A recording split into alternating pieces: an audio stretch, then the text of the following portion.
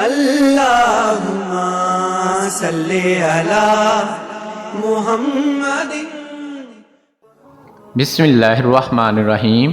شروع اللہ کے نام سے جو بڑا مہربان اور نہایت رحم والا ہے۔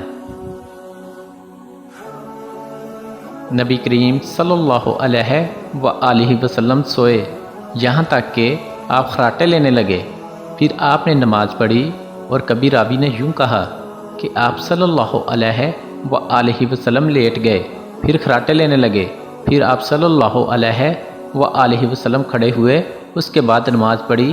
پھر سفیان نے ہم سے دوسری مرتبہ ابن عباس رضی اللہ عنہما سے نقل کیا کہ وہ کہتے تھے کہ ایک مرتبہ میں نے اپنی خالہ ام المومنین حضرت میمونہ کے گھر رات گزاری، تو میں نے دیکھا کہ رسول اللہ صلی اللہ علیہ وآلہ وسلم رات کو اٹھے۔ جب تھوڑی رات باقی رہ گئی تو آپ صلی اللہ علیہ وآلہ وسلم نے اٹھ کر ایک لٹکے ہوئے مشکیزے سے ہلکا سا وضو کیا۔ عمرو اس کا ہلکا پن اور معمولی ہونا بیان کرتے تھے، اور آپ کھڑے ہو کر نماز پڑھنے لگے، تو میں نے بھی اس طرح وضو کیا جس طرح آپ صلی اللہ علیہ وآلہ وسلم نے کیا تھا، پھر آ کر آپ کے بائیں طرف کھڑا ہو گیا۔ اور کبھی سفیان نے ان جسرہ کی بجائے ان شمالہ کا لفظ کہا، مطلب دونوں کا ایک ہی ہے۔